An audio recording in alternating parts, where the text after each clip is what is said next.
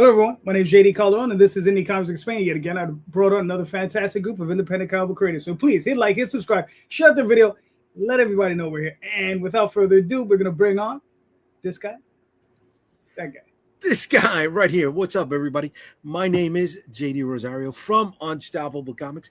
I've been making books since 2008 with titles such as Curse of the Dragonstorm, Shield of the Interceptor, The Dead Princess Vicky Styx, New York versus the World, The Storm Chasers, and some other stuff thrown in there. Hanging out with this guy a couple years after that, and then hanging out with the other guy that's going to come up a couple years after that.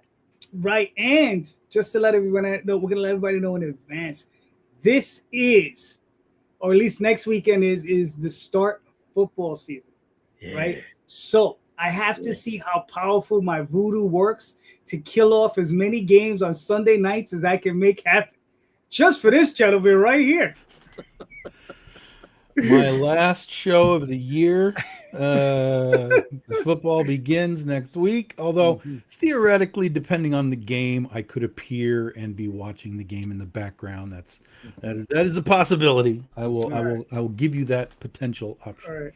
So let me ask: even if the Chargers are tanking, like if they're like 0-9, sir, you'd still watch, sir. I'm a football fan. I watch football for the football.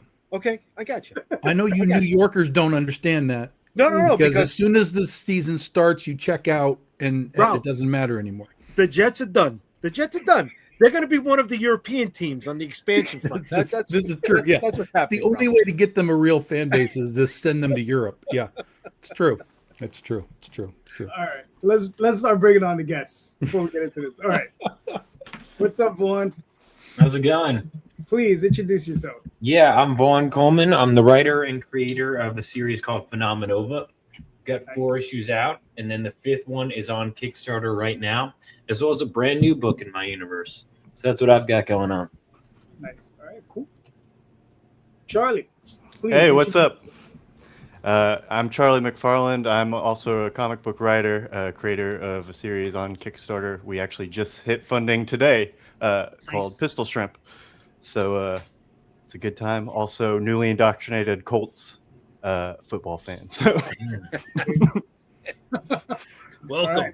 Welcome. Yeah, married into that family. Yeah. You got to let us know how your Canadian cousin Todd is doing. Mark, hey guys, please doing great. 20-year veteran of the comic book industry. I've written for DC Comics, Image Comics on books like Savage Hawkman, Evangeline. Back in 2017, I started my own publishing company with my son called Haunted Pizza. Since then, we've crowdfunded and fulfilled 32 different campaigns across Indiegogo, Kickstarter, Fund My Comic, books like Graveyard Shift, U.S. Assassin, Writhe in Pain, Viking Wolf, and our latest book is Universal's Initiative on Kickstarter right now. All right, cool. Good to have you, Mark. Thanks for having me. All right, Michael, please. Hey, everybody. How's it going? Thanks for having me, JD. My name is Michael Connors. I'm the independent comic creator, artist, and publisher behind M. Connors Studio. And right now I have one title that I'm working on, which is called Conrad Van Cottonmouth. And soon I'll be introducing another one, which is called Gert the Valkyrie, about a Valkyrie that comes to Earth and goes to high school. But that one I'm working on currently now. And the Conrad Van Cottonmouth is going to be launching a Kickstarter fairly soon for the 4th book. All right, cool. All right, gentlemen. So let's start with this show question. So listen, all of us do crowdfunding out the yaya. So all of us are trying to make money however we can make it, right? There's some people who go into it and they're like tons of merch. There's some of us do it with barely any merch, and there's some of us that are looking to do more merch, right? So it stands to reason. What merch are you using or planning to use to bring you up to take your campaigns up to the next level, right? So what merch you're either utilizing that you feel works over and over again, or what are you planning on using to maybe get you to that next level? Because it's a rough world out there in indie comics. So Michael, I hate to say it, man. Last man in, first man up, but you're it. Oh, fantastic! It's no problem. Yeah, so I'm still like, I have 3 issues. I'm fairly new, so I'm still building audience and I'm like testing things out. I'm happy to say that I've tried a different kind of merch things that I thought were pretty clever. How they performed, I don't know, but so for the Conrad Van Cottonmouth, it's about a rabbit that gets captured and they make him super smart, but he's still just kind of this presence and he's just a rabbit, but he befriends this woman and he gives her like $1 billion and they just travel the world. So one of the merch items I had was a set of postcards from wherever they were. It would be a postcard of them in Amsterdam. So it was just this woman with this crazy rabbit, or they were in Thailand. So I printed out a series of these postcards and included them with my campaign, as an extra. But then when I went to cons, I was also providing them with the sales. They were like, you bought a couple of books, you got a postcard with it. I thought that was fairly clever part of the offers, that it fits pretty well in that package. The other things I've done is just the digital reward for like the printable poster, was one idea I've added for a stretch goal. But otherwise, that's as far as I've gotten other than the printed books. So it's kind of hard, right? Because it has to be able to fit into that Gemini mailer. So I would love to be able to do posters and stuff, or T-shirts, but it's kind of a challenge. Well, in T-shirts, you can do, but you just have to change your packaging. Yeah, right. Yeah. I think those postcards are an awesome idea, though. Like in-universe kind of. Yeah, that's really cool. Thanks. Yeah, I thought it was. I was pretty happy with the idea. I mean, and I only did like 3, and they're actually fairly cheap to make, right? Because you could just go to like Vistaprint and it's like $20 or something for 200 of them or something. It's not that bad. Oh, and stickers. Stickers is always, I forgot. I provide stickers too. Stickers is a huge, people love stickers. When I go to cons, sticker guy is like selling like crazy. So I also always provide some stickers. And I know some guys that their stickers do better than their books, so it's very strange. It's just very weird whenever I hear that. All right, cool. Vaughn, what are your thoughts? Yeah, I mean, my thoughts on like his idea, or my thoughts on my own question. On the question. Okay, I just want to make sure. Yeah, I mean, when it comes to merch ideas, I'm always trying something new. Some things work, some things don't. But I think things generally, if they could fit in a Gemini mailer, that's more. Oh my God, does that save a headache? So my latest thing has been stickers, which I've actually felt has been pretty cool. There was some art I had that wasn't quite good for a mini print, but it was good for a sticker. So I've done that, and mini prints I think tend to work really well. But stickers, I would say, sorry, my headphones just unplugged. Are my latest. That's my latest thing on my new campaign. It's normally I do mini prints, and this time I'm doing stickers, and so far people seem to be enjoying them. Like I'll have one with this character, one with this character, and I'll be like, it's 6. Like I have 4 right now. By Canon White, and it's basically one of this character, one of this character, one of this character, one of 2 characters, and then but you can get them all for a discount, and so I think that's worked. All right, cool. Charlie, what are your thoughts? So I'm same with everybody else. I always think stickers are a good idea. I try. I've done this. This is for Pistol Shrimp. This is issue 4, so this is our 4th campaign we've done. So I did stickers in the first campaign, and then I kind of try to switch it up every other issue. So we did bring them back this campaign. Some other stuff we did last campaign. We did little keychains. So got little Pistol Shrimp keychains, which anybody who hasn't done them before, you can get them for pretty cheap, and I think they're easy reward to just put into the Gemini mailers. They fit perfectly. We've done trading cards before, which I honestly wasn't sure how that would go because, I mean, realistically, I don't know what people were doing with them, but I ended up using them as bookmarks when I'm reading books. I think that was a fun one. And then variant covers. I think variant covers are always a good idea. That's something I think is one of the most Right. successful in my experience. Right. But I try not to overdo it. Like I don't want to be one of the people that has, like 19 different variant covers, and then you might end up spending more than you make if you're doing too many of them. So, but I think 2 to 3 is always fun if your artist is willing to put in the work for it. True. Yeah. You don't want to I overwork tend them. to. Well, yeah. I try to get different artists, so I agree. Yeah.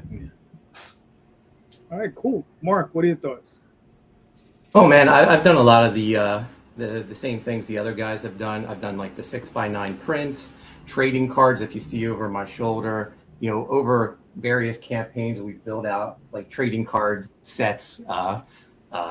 Through each campaign, you get different cards. Some of my more established properties, I've done hats, T-shirts. I think the most clever reward I ever did was for my book Writhe in Pain. It's a book about witchcraft. So we offered a Ouija board. I had a game board company make it, and it was foldable in 4, so it fit in a Gemini mailer. So I was really proud of that. That's cool. It was a little controversial though, because some people they weren't on board with the Ouija board. But it's just for decoration. I have it hanging on my wall. It's not for use. Gotcha. This is it's Mark sent bad spirits all over the world. Yeah. As long as you don't send a pointer, they can't do anything with That's it. what I said. Yeah. That's fine. Yeah. You're not responsible for the spirits that they summon. Yeah. That's right. That's on them. You just let them know that was in your heart, sir. That's what I did put a disclaimer on the campaign. Not for it's for decoration, not for use. Right, not for summonings. Yeah. Nice. Right. I actually like that one. That's really good. Yeah. Tom, what are your thoughts? I mean, we've done basically everything there is to do except for a bookmark at this point. And we will never do a bookmark.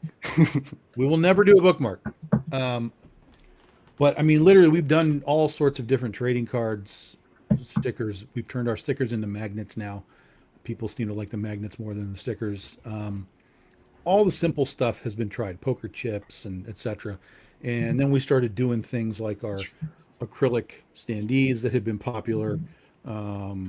And of course, we have our super merch. We did critter figures, real honest to God critter figures. So that's awesome.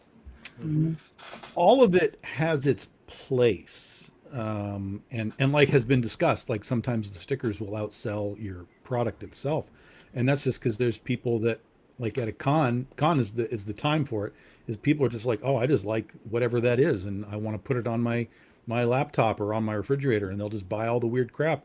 They don't care what your story is. They just like whatever the art is. So it kind of depends on what you're doing, what you need for Kickstarter is not necessarily what you need for a con, is not necessarily what you need to show on eBay or your web store, etc. So doing t-shirts, like we've done shirts in the past, they're a pain in the ass because you've got to buy all kinds of different sizes, and you're just kind of guessing at what's going to be sold. Things have changed a little bit now with more print on demand style of shirts, so you can modify that a little bit. But for us, we've just kind of simplified. People seem to like the cards that we do. We've done metal cards and holofoil types of things. They like the idea, like Mark was talking about, made like a set, right? So as you're going over time, it's like it kind of all matches up. So like this is card 1, 2, 3, 4, 8, 12, whatever, and you can build the set. That's something to help people like, oh, I need to get that next card, so let me come back into this campaign. Anything to sort of get them to come back in. It's like when we do our campaigns now for the last couple of years, we do a day one sort of Wizard tribute card, Wizard magazine, with our characters on it, and it's just a little trading card, and anybody who pledges on day one just gets one. It's not a stretch goal, you just automatically get it. But if you want one, you got to be there on day one. So stuff like that. But I think for us now, the easy stuff is easy, and I'm kind of at a point where it's like I need the next figure now. I want to start that collection, and get people involved in that. The acrylic standees, though, because these are obviously infinitely cheaper, this stuff has been really great for the folks that don't want to spend like $60 on a figure. So these guys, I think, are something that, you know, anybody can do, and they because it's the stand, they go flat, so you just put them in whatever envelope that you're doing. So even though it's a figure, it's very easy to ship. So and I've seen a lot of people do these now, all kinds of different sizes. I've seen some gigantic ones of these things that are just like this freaking big. I'm like, God damn, all right, that's a little more than I want to do, but it is a cool thing, and it lets somebody have your merch on their bookshelf, you know, when they go home. And that's kind of half the battle, is just reminding them you exist. Yeah. All right, cool. Jay. All right. Before I get into my answer, it's awesome that Michael's on this show, because even though he doesn't have a lot of merch, what he does is he identifies you, right? And he wrote on a really awesome fucking note about our meeting at New York Comic Con, and he threw whatever extra swag he could in there, right? So what he did was he gained a backer for life, just for remembering our interaction at New York Comic Con, and fucking way to be on that, Mike. Way to be, dude. You know, it's a way to ingratiate yourself to your backers, and it can't happen with everybody. No, but you know, that small little note, solid, brother, solid. That's why I stepped away, to make sure that I got it. When it comes to merch, you know, there's people that do 100 items on their Kickstarter campaign, and that's awesome, but it's a fucking headache, right? And at what point does it become the cart in front of the horse, right? How much can you manage? How much room do you have, and where you live to put that stuff together? What Mike does, what Tom does, what Mark does, and what Tom does, I do too, right? I do the trading cards. We got a set of 80 cards. With every Kickstarter campaign, every stretch goal, we add more cards. For my returning backers, we do those premium trading cards, the holofoil trading cards, and like Tom, we threw the wizard homage piece, right? That fake magazine cover, and that's for my returning backers. All you got to do is come back. I don't have that frequent flyer club membership, right? I don't have that 7 coffee punch card that you get that last one for free, but I got over 30 campaigns that I've had people back me on. So you keep coming back. So all you got to do is my way of saying thank you. And then if you're coming to us for the first time, all right, you can buy one. You buy it from Extra. And seeing as how we've grown so many in our card set, I'm putting them into packs now. And that's one more thing that we can have at the booth at Comic-Con, right? And it's manageable. Doesn't take up a lot of square footage on the table, and you can run a premium on it. I mean, I got 7 pizza boxes worth of trading cards. I got to do something with them. So they're going into the packs, and let's see people rip them. But the magic for me is honestly these things, the pins, man. Well, these enamel pins, they rock and roll, man. They cost me about $1 and change a pop, right? We sell them for $10.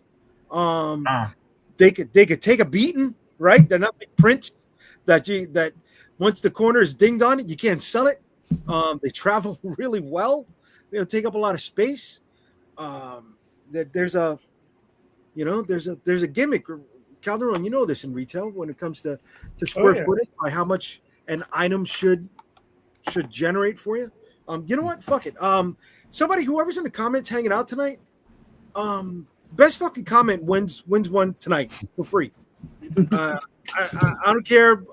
It could be anybody in the fucking panel. You say something in the comment, right?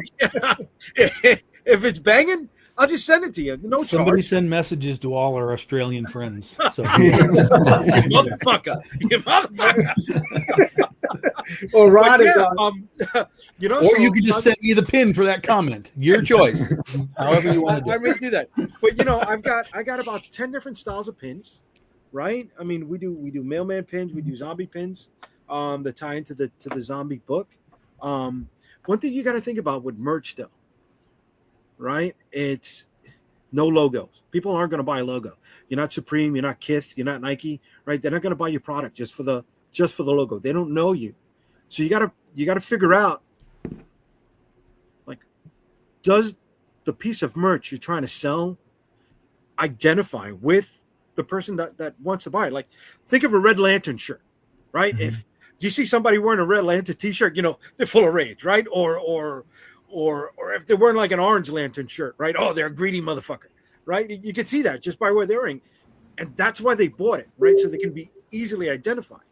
So if you're making up a t-shirt or something like that, is it something that, whether it's cute or something that could go to like a geek girl or goth girl, right? Is it something that the person who's going to buy it can identify themselves with? And if you get it wrong, you're going to be stuck with loads of fucking t-shirts. Yeah. That's the dangerous game you play, right? And the worst thing you could hear is, oh, I don't have that size in your shirt, right? But you've got medium, you've got large, you got 2X, but no, you don't have the XL that they want, and you're stuck going home with tons of fucking shirts. So the merch game is hard. The merch game is hard. You can lose your shirt playing the merch game. I love that you thought of like merch ideas for legacy backers though. Like that's something I think about man. a lot, and I think that's a really important thing to consider. And I've thought about it myself. Like, what are good ways to like get people to come back? And yeah, I think those legacy rewards, especially That's that cool. holographic card. Yeah. Like you showed that off, I was like, I kind of want one. Yeah. Dude, you know, and it grows, bro. It grows, and it's a great way to add to your bottom line with an add-on because you're gonna I buy it in bulk, right? So you'll have it for future campaigns. Right. And for those of you who talk about Gemini mailers, I hate Gemini mailers, by the way. I really fucking hate those goddamn things. But it's not going to take up a lot of weight or a lot of space in the package. What do you use instead of Gemini mailers? Oh, I just use regular hard Just like mailers cardboard that box. don't have that extra insert in the middle of it. Gotcha. Is it Yeah, cheaper? Maybe I should reconsider. Uline sells one that I don't have the number on me, but it sells one so it can go from like 1/4 of an inch to about 1.5 inches. So it's adjustable, and I find those would be better than the other ones. Yeah, So good to know. Good to know. Yeah. Yeah, like Calderon, I get my stuff. I get my mailers in bulk from Uline, Yeah. right? And I brand them, guys. Right? Put the fucking That's cool. branding right there on the box. Yeah. And it's not going to cost me a lot of money. I actually looked into that. You could buy for $60, you can get a hand stamp, which seems to be the easiest way to do it. To like, I don't know how you're doing it, but you can get an ink pad and a custom-made stamp online, and then just stamp each one. I do heat transfer vinyl. It cost me 15 cents to get this black and white image. This one color black image that I just iron onto the box. And hey, if I got extras left over, I put them on fucking t-shirts, dude. Oh, nice. Are you doing the transfer yourself, or are you sending it out? Yeah, man. Oh, wow. Yeah. You've opened my eyes. I might have to look into this. Yeah. So it's a lesson, right? You learn the hard way. Mm-hmm. You try not to lose your shirt while you do it. Yeah. For sure. So like Jay, I'm into shirts, but I'm also into trading cards. But what's funny is a lot of this stuff I give away. They're my stretch goals, right?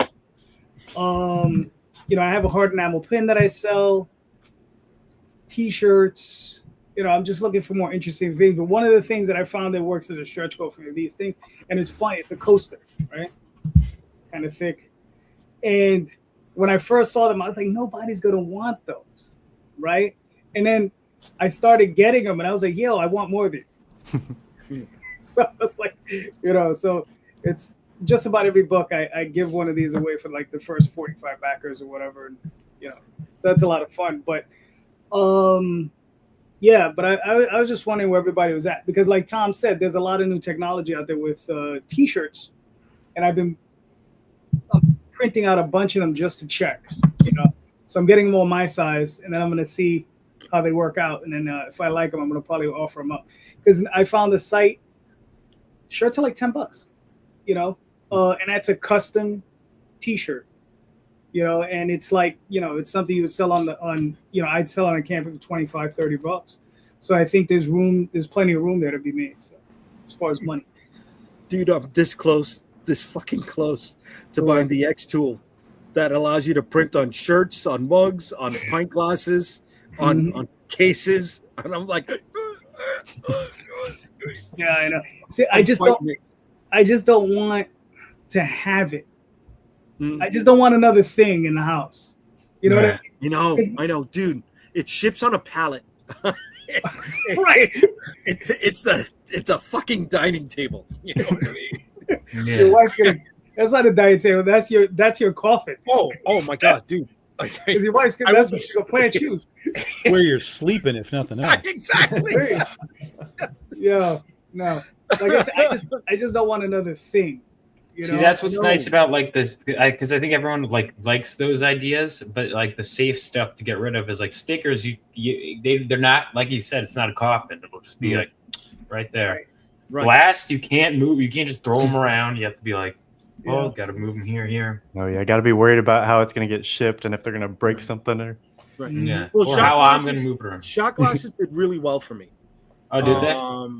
Prices just went up on making them, but shot glasses used to do really, really well for me because they were small. Not that they were super durable, but they were easier to transport. They didn't take up as much space. Like a pint glass has got to be way more annoying than shot glass. Pint glasses are hard. Yeah. Because I thought about hats, and I was like, I don't. The shipping just seemed like it would be a nightmare for even just hats. See, I have all these shot glasses, and then I'm like, do I need this many? And I'm like, yeah, but I like them. Yeah.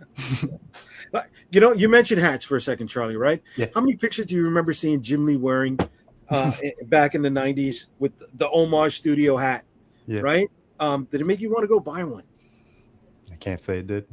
Right? And he was pushing that, brother. He was pushing that. I'm a very bald man, though, so I'm always in favor of a hat. I hear you. All right, cool. Jay, you're up. All right, guys. How do you convert someone who is a supporter into someone who is going to evangelize your book? Right? How do you turn them into someone who just buys it into somebody who's shouting it from the rooftops?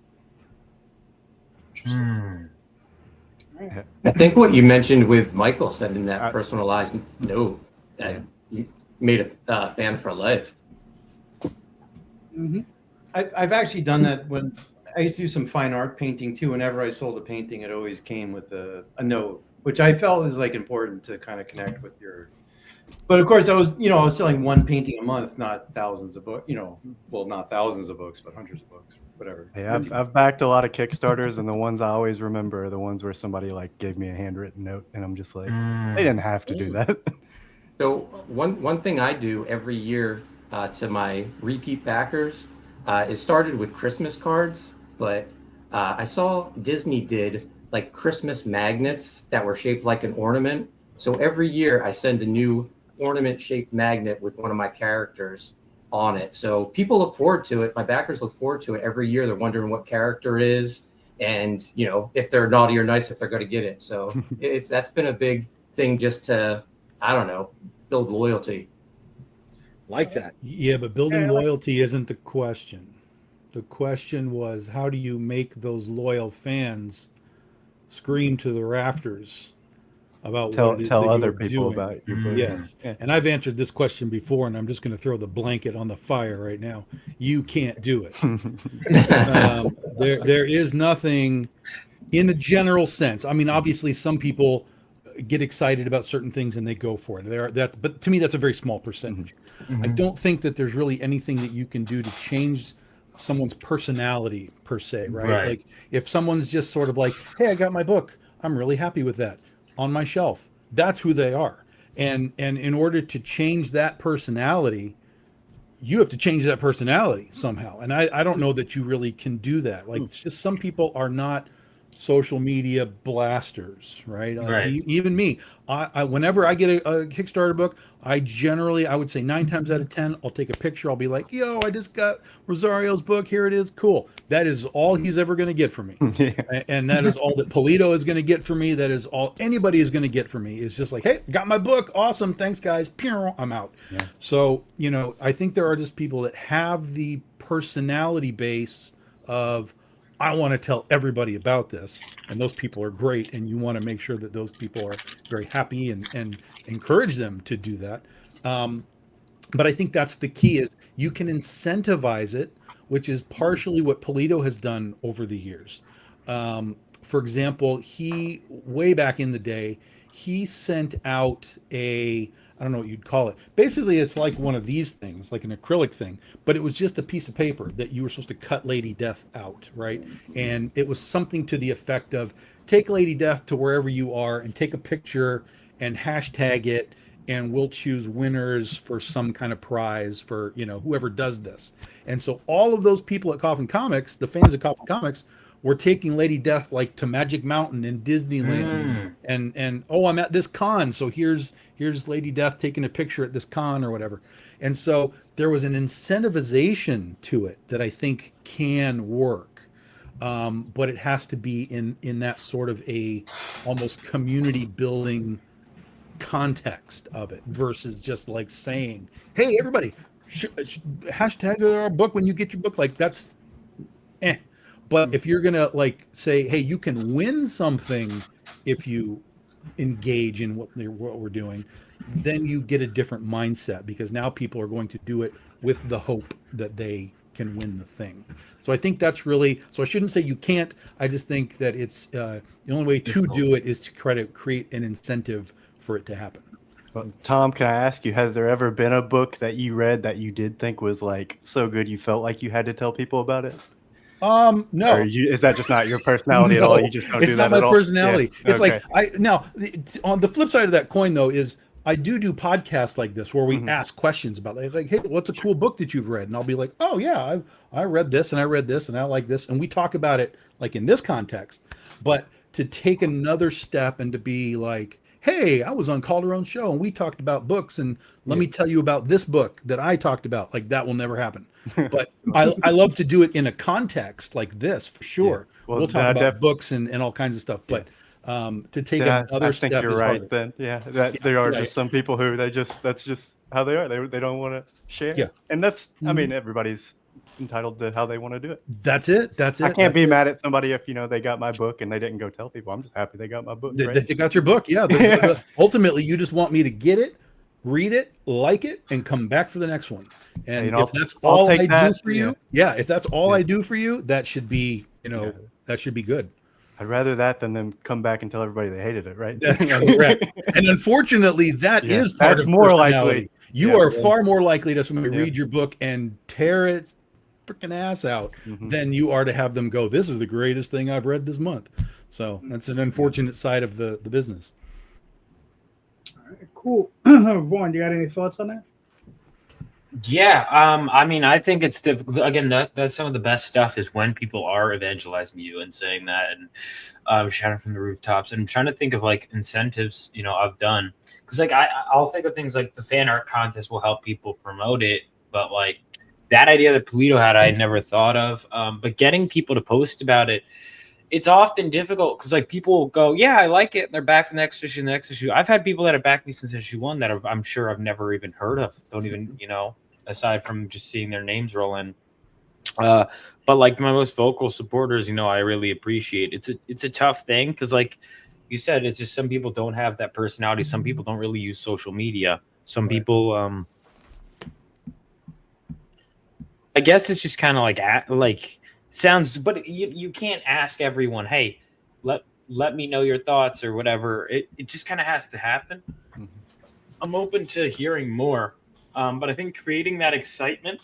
I'm always posting polls and stuff on social media, like, "Hey, who's your favorite character? What's whatever." But for people to be shouting that loudly, I don't know.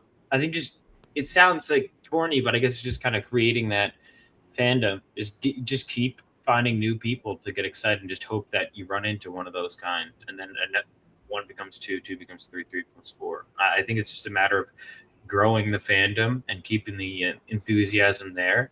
Because fandom kind of comes from when you post it, you want other people to talk about it. The fact of the matter is, like when I post about it, I'm hoping there's someone else I could talk to about the book.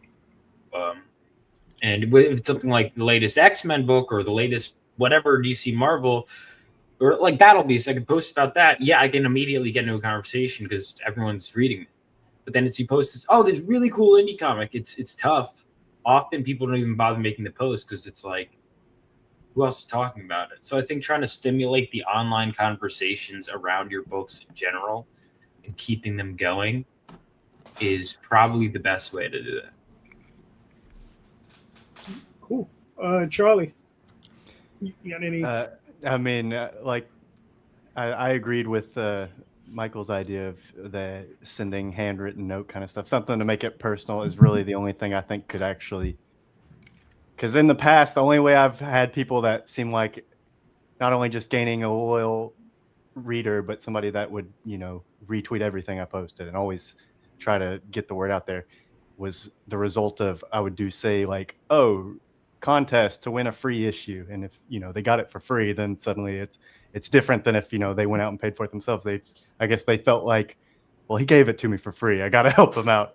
It was really kind of how it felt. But I also don't really like doing that necessarily either, because I don't want to feel like I had to push somebody to like, promote my book, because then it's if you want to do it, that's great. I love that. But like, hey, I don't want to make anybody do something they don't want to do necessarily. So. All right, that's fair. Mark, you stand where you already answered, but you got anything else? Yeah, I mean, Tom mentioning the Polito thing. I wish I thought of the paper, figure, because that would have saved me a lot of money. But to build like brand awareness with my company, Haunted Pizza, I did a Haunted Pizza minifigure, Lego figure, and it was me with a Haunted Pizza shirt on, spiky hair, black T-shirt, Haunted Pizza logo, and it was available to the first 100 backers on my Viking Wolf campaign. But there was a photo contest with it to, take me, the best figure photography wins a full collection of our Haunted Pizza books. And the fan base had a lot of fun with that. I would have saved a ton of money had I did the paper figure. Those little Lego figures were pricey. Mm-hmm. But it paid off. The fan base had a lot of fun with it. Took me to all sorts of places, Legoland, all different amusement parks, posed with other action figures in their collection. So it was cool. It was a lot of fun. I like that. Yeah, that's really cool. Oof. Have you been to Legoland? Yeah. I took my figure to Legoland too to recreate some of the shots people did. Cool. That's no. Was it Legoland? No, I'm thinking Nintendo Land, which is. I've been to. I've been to the new one in Orlando. The new one, yeah. That's Nintendo. Yeah. Yeah. Annoying. Too loud. Crazy. I love the rest of the park. But that one section was too loud, too noisy, too many kids. It was like, you see it's very un-PC is where they used to in the 80s and 90s throw little people. And that's how I felt. I just wanted to start throwing little people. It's like, get out of my way, kid. But it was a really fun park, but it was just really loud. That was really my only issue. It was just loud. But that's my age showing through. Michael, you got anything to add? Just to clarify, I sent only a handful of people a written note because I know JD's, so I sent him a note. But everyone on my campaign actually does get a sketch. Since I don't know them personally, I do send like a drawing like this. Cool. So what it is because I work very differently than most comic book artists. I work literally by panel because I take my sketchbook while my kids are in class or something, and I draw literally one panel by panel on a page. And when I'm done, I just have like an entire stack of like panel drawings like this, and I just cut them up and stick them in the books as a way to say thanks. By the way, this is part of the. Sometimes they're rough drawings or like just working out thumbnails and stuff like that. But I take a whole little piece of that process and stick it in the book. But to answer the question, it's really interesting. I don't know that I have a great answer, but listening to Tom and Vaughn, it's got me thinking about it. Is it that you need a property that has that organic growth that reaches that, inflection point of critical mass where it just automatically gets people talking about it all the time? Or can you really foster that through a serious, engagement campaign?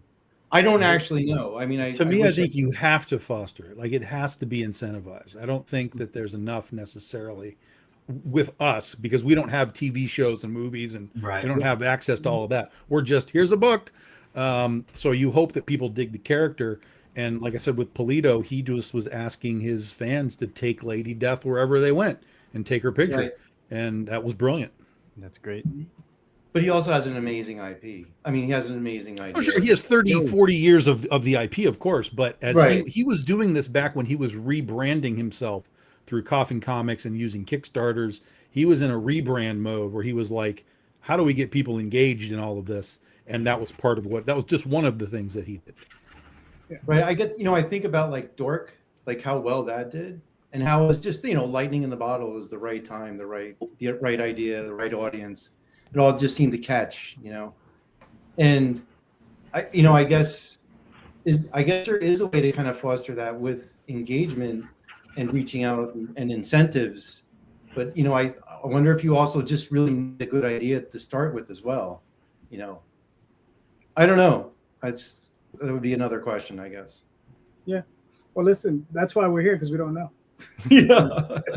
We're here to discuss it. Right? Yeah, I don't know. I mean, like, to be honest with you, my answer for it is just ask, right? You gotta go out, you gotta ask your fans, right? Say, listen, can you do this, right? Because that's the only way you're gonna see who does it, who doesn't do it. I've sent out polls to my various Kickstarter groups and asking various questions, and I was one of them. Would you be willing to do X, Y, and Z? To promote the book or whatever. And some say yes, some say no. And, it lands where it lands. Mm-hmm. Right. But, in the end, I'm like you, Mike. I don't know. I really don't.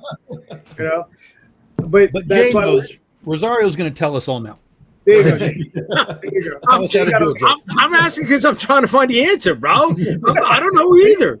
I'm polling. That's what I'm doing. I'm polling. Right. I want to see if I could get a little seasoning from person A, a little seasoning for person B, a little seasoning for person C, and make something out of it. That's what we're doing here, right? This is the test room. This is where we find out what works for some and what doesn't work for others, and can we build off of that? Yeah, that's where the sausage is made for sure. Yeah. Yeah, man. Maybe it's just a matter of hitting all the right notes.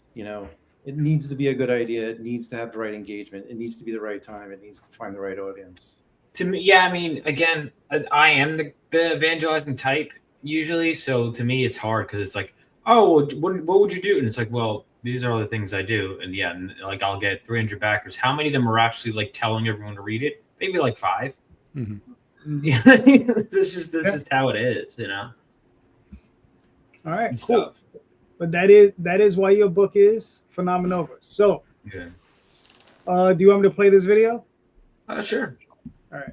You don't have any weird music on there that's going to get me a strike? Right? Oh, wait, hang on. Just to be safe, let's not. I don't think so. But just to be safe, let's not. It's got 5 Beatles songs. No, nothing like that.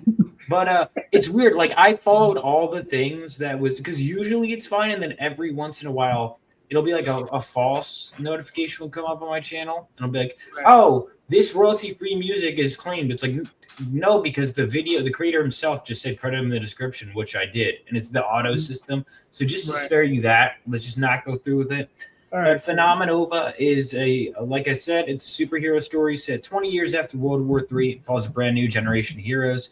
Those are the 48-hour covers, which that's something I really recommend. And then the only way to get it after that is back in the campaign. So we got Phenomenova issue 5, and then the first issue of a brand new series in my universe. So 2 different books in the same campaign. You don't have to read both. You can read one or the other, or you can read both if you so choose. But for the sake of deadlines, for the sake of everything, it's all on one campaign, and it saves you guys on shipping if people decide they want more. Nice. So, What issue number did you say this is on? 5. 5. Cool. And the other one is issue 1. Yeah, the other one is issue 1. So, all right. So you got Phenomenova. What's the new title? The Crusader Corps. No, Crusader Corps is that's giving you the backdrop. The Crusader Corps is something. The new title is the Wraith Crown. Okay. Cool. All right. So Phenomenova, we were seeing the first. This is me bringing you up to speed on the series and like what's going on here. You can see all the main covers 1, 2, 3, 4, 5 up top, right there. Yeah, and then if you scroll down, it will you get to see the opening splash and some of the pages before I'll get into the covers and everything. It's great art. Yeah. Then there's the Wraith Crown. This is a brand new story with a fantasy twist that's in my universe. There's, again, the opening splash page. It's set in a country that lost the war. It's set in Austria. Basically, the Wraith Crown, whereas Phenomenova is more about like a team of young heroes being mentored by one of the Crusader Corps, the Wraith Crown takes a different approach, where it's a father gets possessed by this evil warlock, and the son has to then put on this cursed crown and command a ghost army. And he has all these special abilities like crafting weapons and whatever that he has to use to fight the warlock and hopefully save his father. It's like the origin story for the conflict of the story. So I've seen this floating around on Twitter, and I'm always blown away by these covers. I think they look so cool. Thank you. Yeah. Nice. That one's available in foil and metal, which I do recommend people do because price it in such a way where even if only a handful buy it, it's still at the very least profitable. Yep. And there's that one. And like I said, you'd have to back all the covers to get that. Oh, cool. Nice. Very nice. And then for the Wraith Crown. The Wraith Crown, is that a limited series or is it going to be ongoing? It's going to be ongoing. We already have the second one written. Okay. Cool. So it just needs money. That's an homage to the Lord of the Rings movie from the Rankin Bass one, 78. Is it Rankin Bass or Ralph Bakshi? Is it Ralph Bakshi? Did it, but I thought Rankin Bass was the company. No, or is it not Rankin Bass? I know Ralph Bakshi directed. Right. Well, no, Ralph Bakshi did his own. Rankin Bass did the other ones. They did like with the little fat people. Oh, okay. And then there's that one right there. That's an homage to Full Metal Alchemist Brotherhood. And of course, I can do a full metal cover without providing a metal version. So, No, that's cool. Then we've got, if anyone here is an artist, there's fan art contests and add-ons, stickers. We were talking about things to add on. I said to try a poster. Then there's stickers. I have some leftover trading cards, and I have variant covers from past campaigns as well. All right, cool. Very nice. So I mean, Phenomenova, you're up to issue 5, right? Mm-hmm. How many more issues in the arc are left? So it depends on how you define an arc, because in some ways this is because I kind of had the first 9 as part of a story, but there's kind of like a break between 1 through 4 that's kind of an arc within and then 5 to 9. So in a way, this is almost the start of a new arc. Every new issue is new reader friendly, or you can read everything that came before. You can do any combination. You can get physical, digital, what have you. So if you want for 6 issues, so that includes 1, 2, 3, 4, 5, and the Wraith Crown. You can get it for $80, which includes shipping, or you could get for just digital. It's just $30 for all of it. Either way, I try to make it as easy as possible for people to jump in, but people that spend, you do get a really special deal like that. The catch up does include a decent discount, and then all the higher tiers do include the more you spend, the more you discount you get, or you could just keep it easy on the lower level. Gotcha. All right, cool. And you have, let's take a look here. All right, you're 7,600. You got 10,000. You got 20 days ago. I don't think you're gonna have an issue covering that gap. Nah, but obviously the goal is like the bare minimum. Right. You know, it's like Sure. I would prefer. That's like, all right, I guess 10K because it's 2 books. You know, I guess, but it's like that, which is again why I have so many stretch goals, because it's like, the further we can push it, the better things go. Mm-hmm. No, of course, you want to get ahead of your schedule. Oh yeah, very nice. All right, listen. I mean, Vaughn, you always do a great looking campaign, great looking book, man. So thank you. Very nice. All right, cool. Everybody, go buy a book. All right, let's see who is next.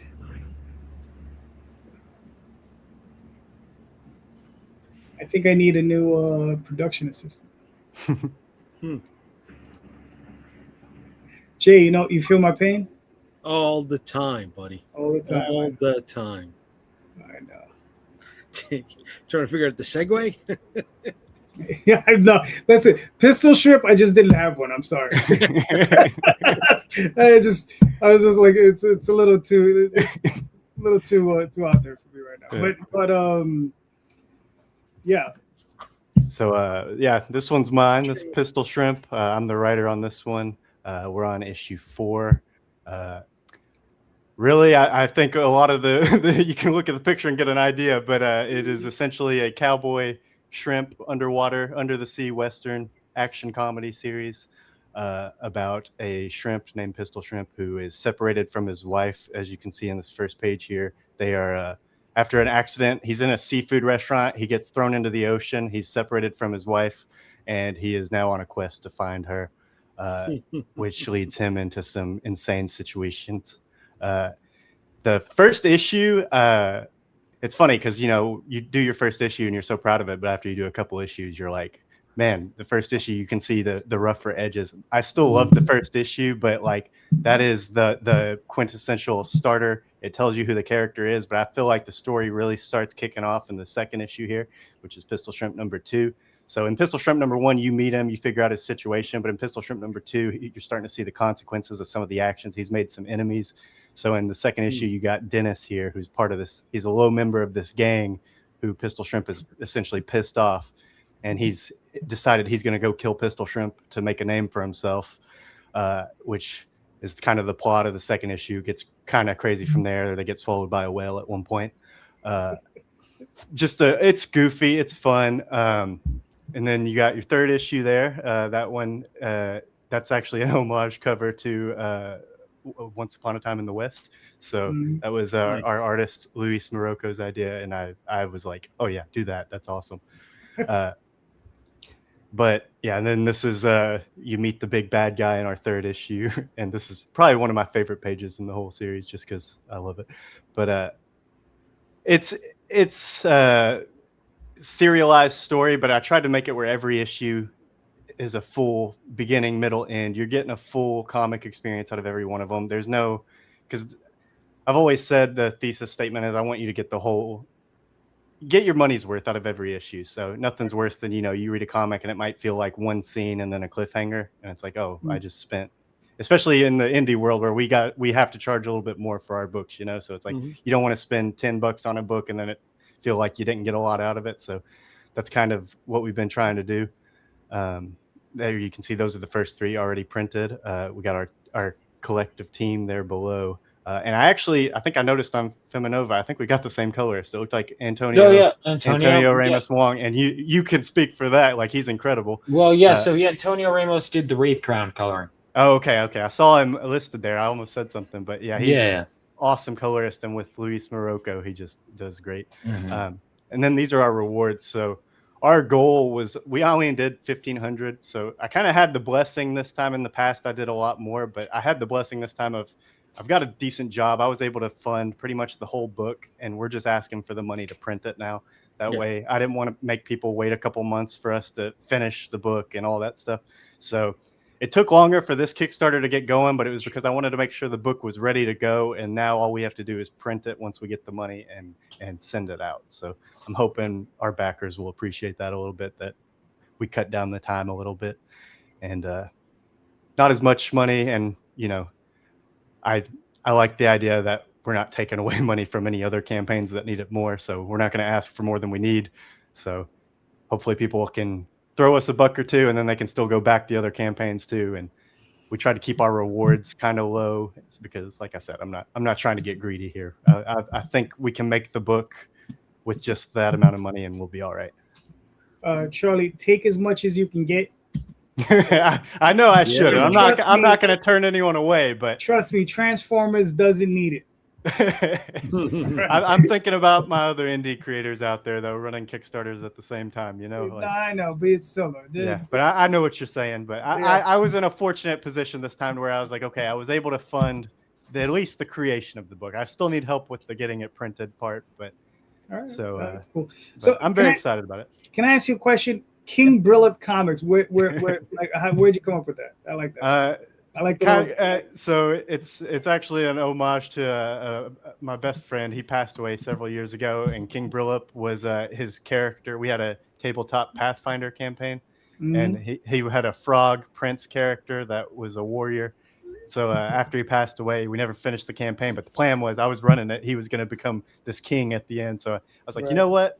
I need a name for a company to put on my comics since I'm going it alone. And I was like, King Brillup felt right. So that's cool. That's cool. A little bit of an homage. It might be a little bit before your time. I don't know. But did you ever encounter Fish Police? I didn't know. Oh, okay. If you ever go, I don't know if you're into dollar bin diving or 50-cent book bin diving. Yeah. If you ever see a book called Fish Police. Oh, I will. I'll look into it. That's the book to check out. Yeah. I think there's a very untapped world of under the sea comic books. Like you can do a lot with it. So I'm excited about it. Yeah. No, it looks like a lot of fun, man. Very great book. I hope people think it is, because I'm having fun making it, and I'd be happy to do it forever. But right now we're planning on going. The first story arc is going to be 6 issues long, so that's when I think I might collect them into a trade paperback. And as of now, I could see it going for maybe 18 issues. But if I come up with more stuff, I might keep it going if I'm having fun. No reason to stop. Cool. Well, you've already funded. You got another 13 days, so you're well on your way. Good job, man. And everybody, pick up a Fish comic. It looks awesome. Thank you. Thanks. All right, cool. Next up is...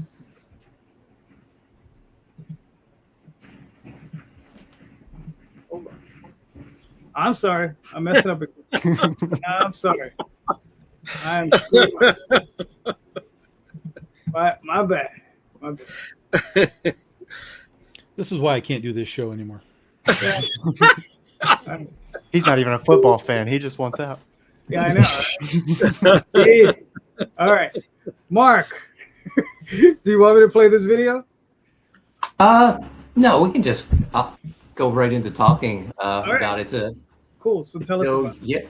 Yeah, Universal's initiative. It's book 1 in a 3-book series, 64-page superhero epic about twin conquerors, just on a path to Earth decimating everyone in their way to get this life stone, this mystic gem that has created an incredible world of heroes and technology on Earth.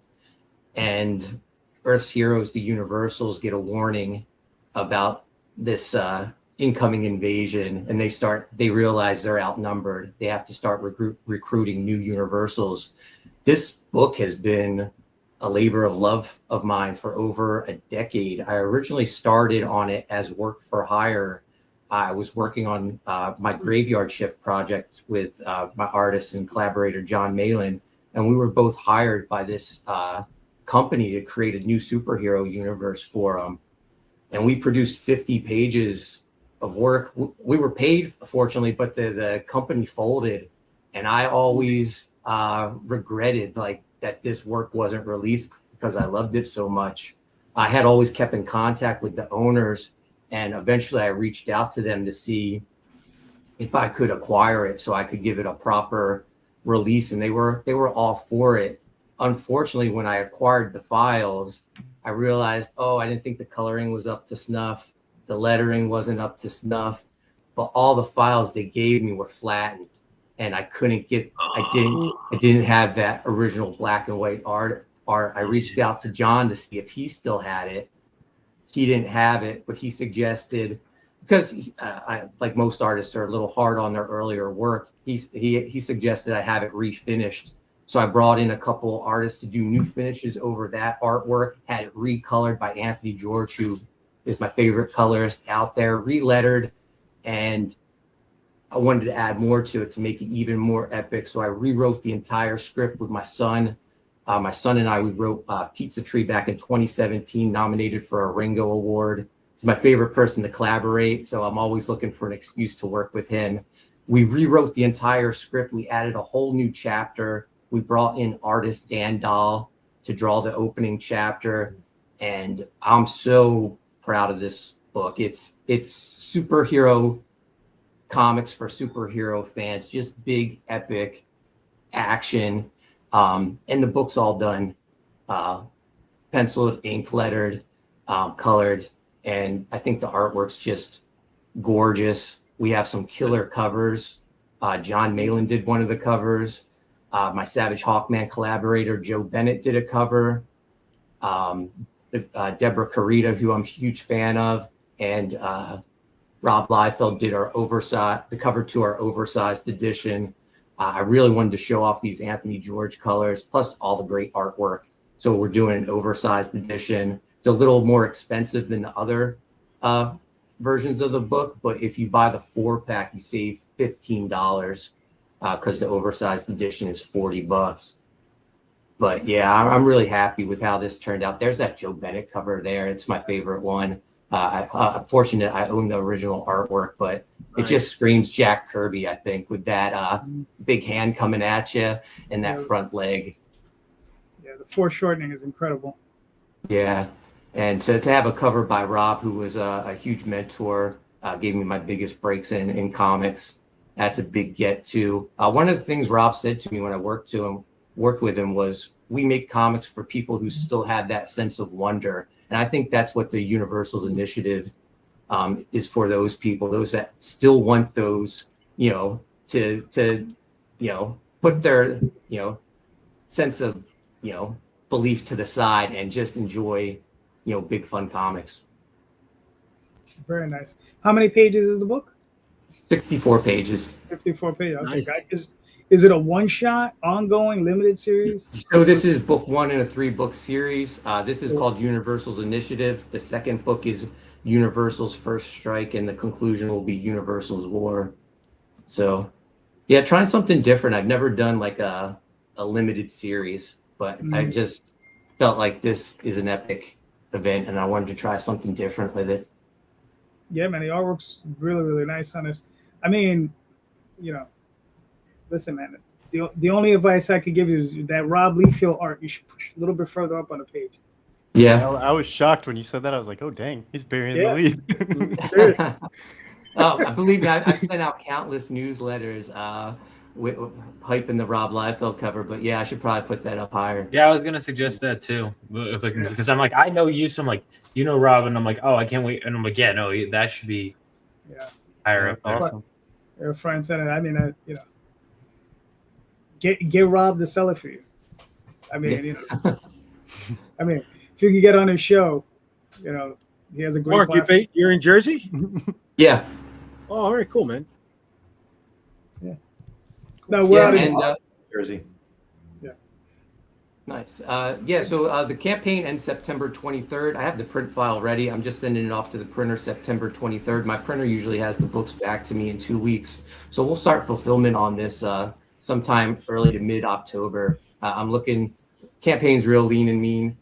It's just the 4 versions of the book. I've been waiting to get this out to people for over a decade, so I can't wait to see this in print.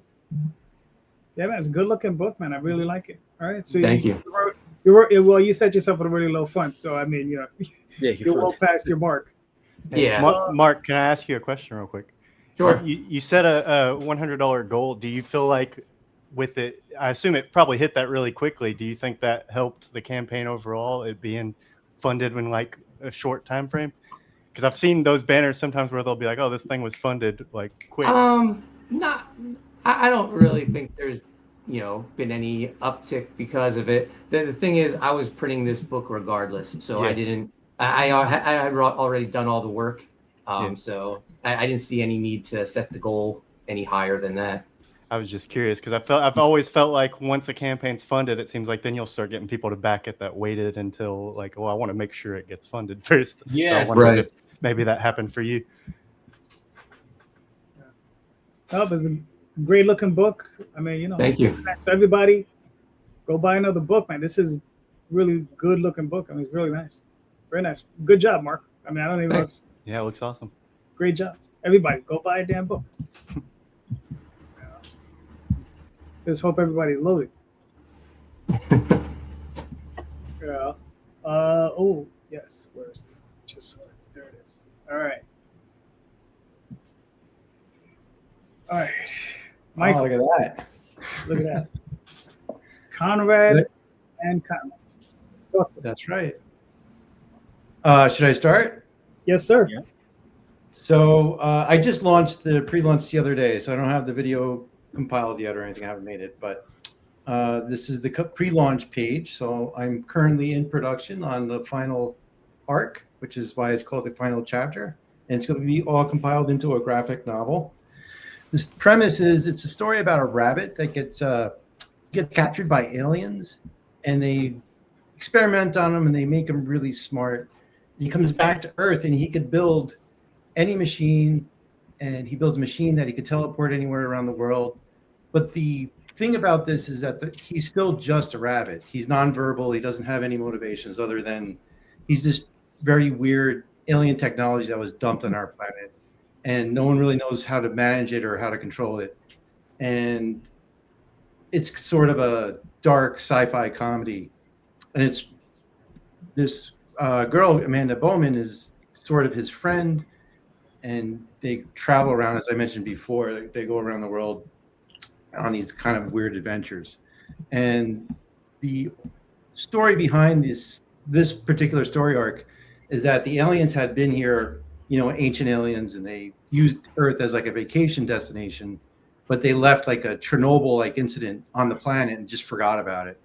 And government now needs this rabbit to kind of disarm this ticking time bomb of this, reactor that needs to be refueled. And this is going to be the final chapter of that particular story arc. And then for this Kickstarter campaign, I'm going to take all 4 books and combine them into one graphic novel. So that's kind of the long and short of what this next campaign is going to be about. Pretty excited about it. So I was hoping to do like 5 books. This turned out to be 4 books, but this book is going to be 56 pages. So it's quite a hefty production that I'm going through right now. All right, very nice. When are you looking to launch? That's a fantastic question. I'm finished with the pencils now. I have to ink 56 pages and color 56 pages. Gotcha. So, but I'm going to be posting updates on social media. Day 53. Like, we'll see how it goes. All right. I also have to compile the graphic novel too. I mean, all 3 other books are done, but you got to then put them all together and work out whether that flow is still working, and make sure the pages are working right. I'm going to add a couple more pages and stuff like that and fix anything. It's funny, now that I'm on my 4th book, I feel like I'm getting better at it. I go back and look at page 5, and I'm like, God, that's terrible. I need to fix that. All right. But listen, you're doing a trade paperback, so Yeah. all I can say is sold. Don't worry about it. I'll be there. Oh, thanks. And as I mentioned before, I'm working on another idea. So I'm going to pivot from this. And once I'm done with this story arc, I'm going to work on another idea. It's called Gert the Valkyrie. And this time I'm going to do a compact graphic novel. And it's going to be just completely black and white. And I'm just going to work from the sketches and then color them with shading for the black, for tonal values, and then use that as the final production.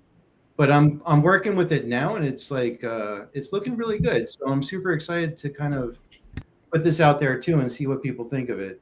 It's a really great premise. It's about this Valkyrie that kind of shows up and battles frost giants, but then has to go to high school and figure out how to order lunch and stuff. Gotcha.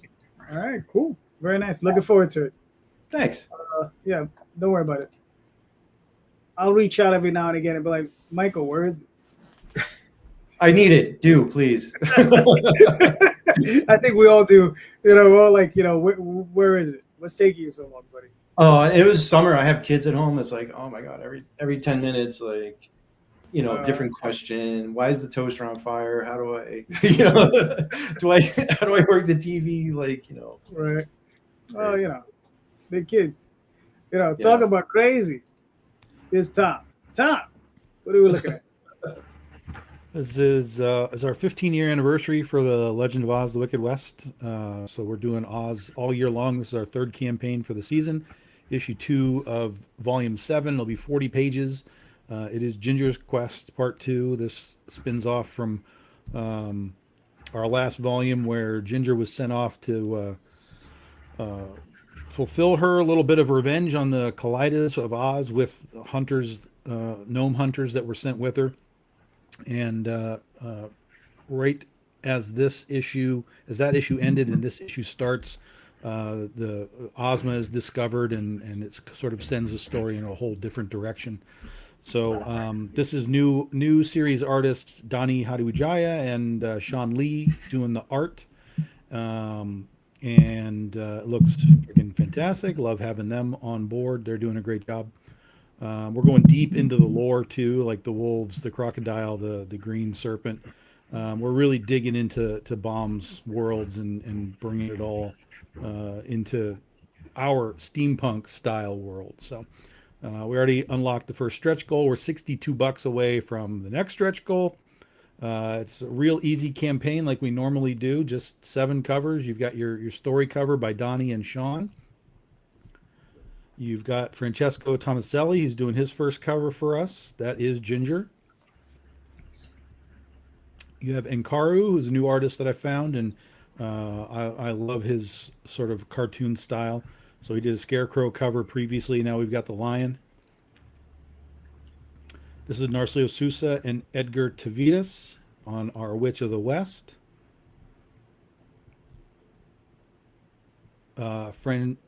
Francesco Zeruda, new artist that I found, who's got a very, very dynamic style. He's already got like 4 covers in the can for us for next year too. So that's our first Flying Monkey cover in a long time. Nia Rufino, of course, who's been doing covers for us on this book since the beginning. She's the only creative person to have worked on every single issue of this book, and she absolutely knocked this out of the park.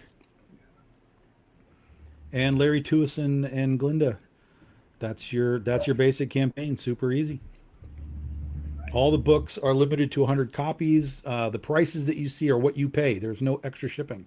So it's $25. That's it. Nothing else added on there. Unless, of course, you're overseas, but nothing we can do about that. Sorry. The sepias were our first 24 hours. Those are all gone. But we do have a few foils and medals and fancy books available if you like the really limited edition stuff. There's an artist set for Nia Rufino, which has the line art as well. Ginger foil.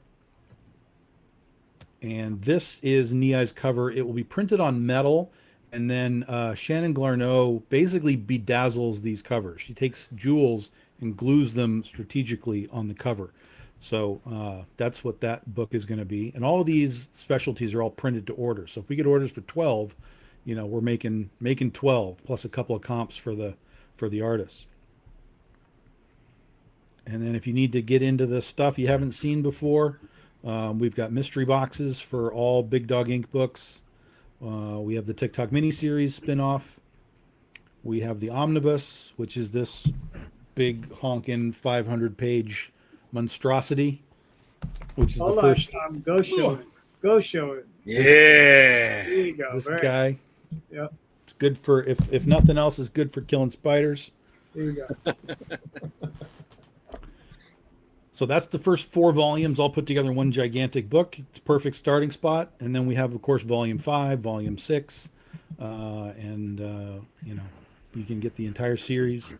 Those are the Aspen editions, so those are the covers that Jesse Witchman did, but it also has a backup story that only exists in that Aspen series. So If you haven't read that, that's how you get that story.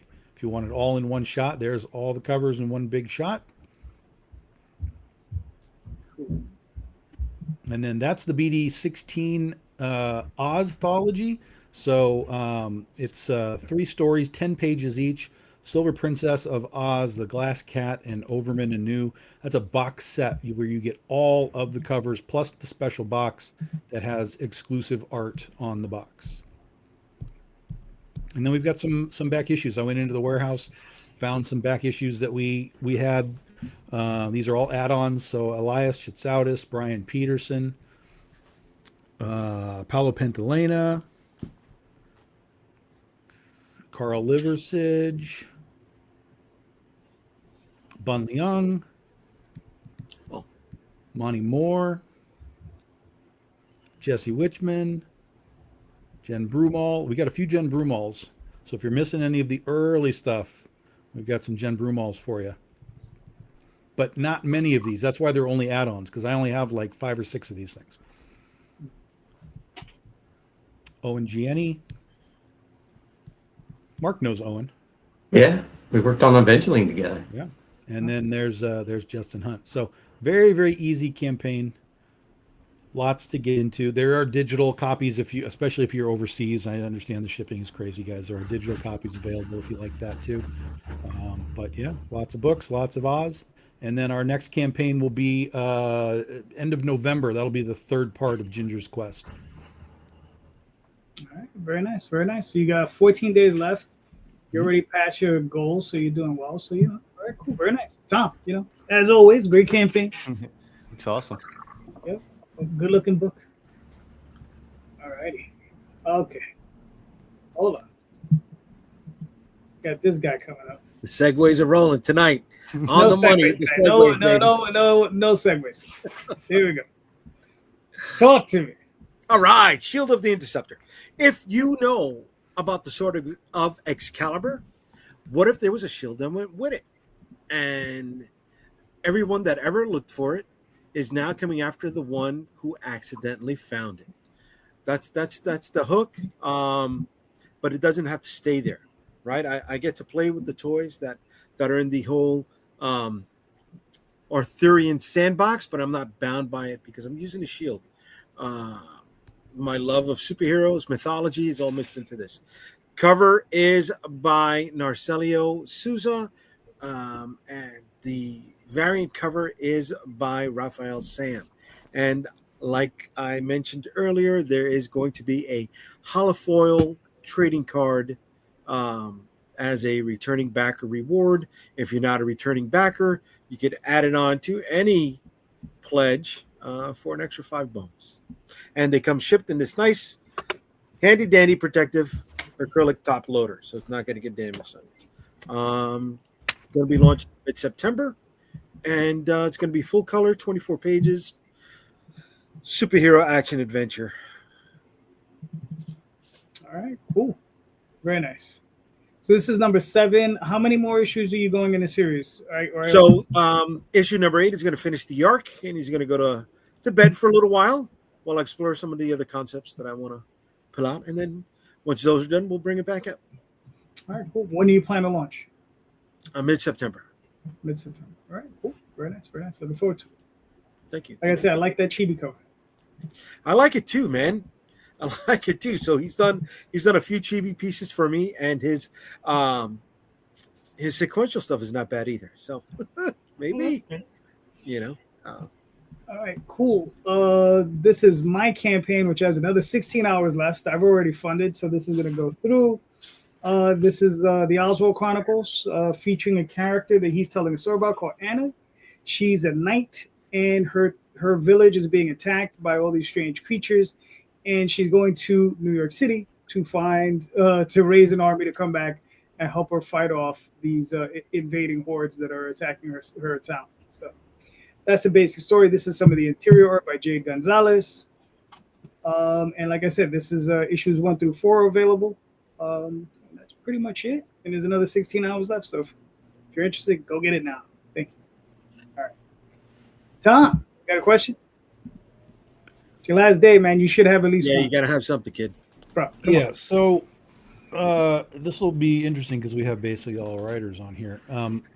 Robert Kirkman last week made an interesting comment that he said modern comics. I'm kind of paraphrasing. Modern comics have become since modern comics have become more writer driven. He says that means they're more intellectual, quote unquote, which he equates to basically being boring. And I find the comment interesting because there's a lot of people that find what he does to be monumentally boring. And I agree to some aspect of that. But so the question basically is like, how? Well, first of all, what do you think about that? Is as writers, are we trying to be too intellectual with what we're doing, or are we here to just make things smash into each other? And is that the market, that we need to be aiming for? Because there's a lot of stuff on the market right now, which is just let's punch some things and quip a little bit, and they seem to be doing relatively well in some cases. So, what's the thought process on being too intellectual versus, being fun, as he would determine it? I think that's to me, it's a false dichotomy. You look at comics, and it's always been like at their best, they're always a mix of both. No, I mean, you look at I look at some of my favorite stuff. Dark Phoenix Saga is a great mix of both. You have these great action sequences, and it's this great meditation on power and on how things get corrupted and everything. I don't see it as one or the other. I think what bothers some people is when they think it has to be one or the other, or when something is too self-aggrandizing, where it's like, all right, listen, you're not as like. There was one video I was watching that I think described perfectly. It's like, like there's almost like midwits who think that like they're more intelligent. Maybe that's what they're referring to. I don't know the context, but people who like think they're super deep, and it's like, all right, I've heard this before, and heard it in less pretentious ways. But again, I don't know what comics in specific people are talking to.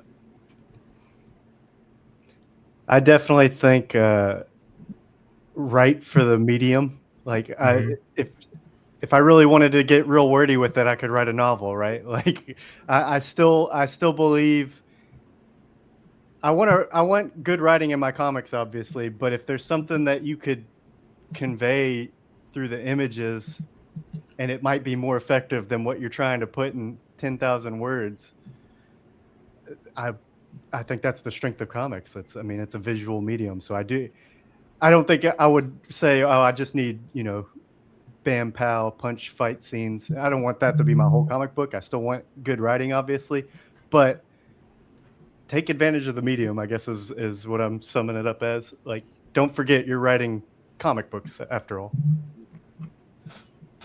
That's the way I see it. Mark, what are your thoughts? I would almost feel like his comments are more directed towards like the big three. I don't know if Robert Kirkman knows what's going on in the indie scene. Yeah, no, I totally agree. He's definitely leaning into like Marvel, DC, Image, those types of zones. Yeah, because I feel like some of the most exciting books are in the crowdfunded community. There can be a mix of both. Some people like more highbrow. Some people like, fun good guys punching bad guys in the face. There doesn't have to be one or the other. There can be a mix of it. I mean, I'm a writer who wanted to be an artist, so I try to write things that I think I want to see drawn by my artist. So I don't know. I feel like Kirkman has a point aimed towards maybe like Marvel, DC, and Image. But outside of that, I think it's the Wild West and all sorts of cool stuff's going on. Okay. All right. Cool. Michael, what are your thoughts? Yeah, I mean, I guess the question is, who's the audience? Because my kids were, when they were younger, they looked at the Supergirl comic, and I thought that comic was amazing, and I gave it to them, and they're like, I don't understand this at all. But they loved, the compact novels, Smile and Dogman and all that stuff. So is it really the sense that comics should be like geared towards the younger generation that doesn't have the higher reading level, or is it still that he's talking about reaching an audience of older people that, would understand it? I don't know. Is it just a matter of finding the right audience with that? But I also just want to point out that I'm not a writer and I'm an artist first, and I'm definitely not doing anything intellectual with my stuff. So maybe I'm the wrong person to ask. All right, that's fair enough. Jay, what are your thoughts? I'm always trying to hide the peas in the mashed potatoes. There's messages in what I'm sending. Boring. Boring. Well, and that's why I'm here on the panel with you guys. You know what I mean? That's why I'm not selling 50,000 units a month. I've got a message. No, I mean, if I can fit something in, I'll fit something in. It's not going to be overt, right? But I definitely have messages and some ideologies snuck into the larger narrative, and being a descendant of being of Puerto Rican descent, I try to fit some of that stuff in, like the Shield of the Interceptor. The current arc has him in Puerto Rico, right? Should an Afro Brit with an Arthurian shield be on the island? But can I make it interesting and find a way to get him there?